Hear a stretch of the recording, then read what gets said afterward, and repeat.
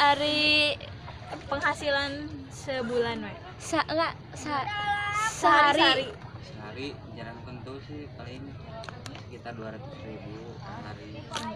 Mun weekend Kadang-kadang nyampe 800. wow. Iya, itu banyak nak wisata di Tasik apa luar Tasik?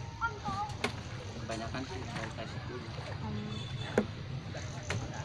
Paling dari luar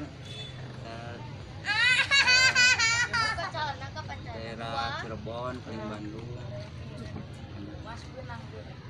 Kadang-kadang dari Jakarta juga ada. Kalau misalnya gimana kalau di perahu maksimalnya berapa orang gitu? Maksimalnya 18-20. Mang ti Rahma mulai iya Harupan Sekitar tahun 2009-an.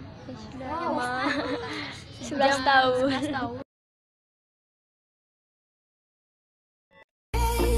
On my Indian summer.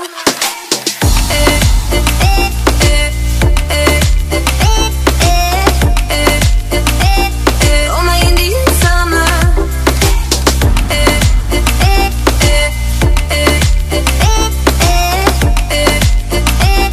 On my Indian summer. We are green under the sun. We do our best to hide.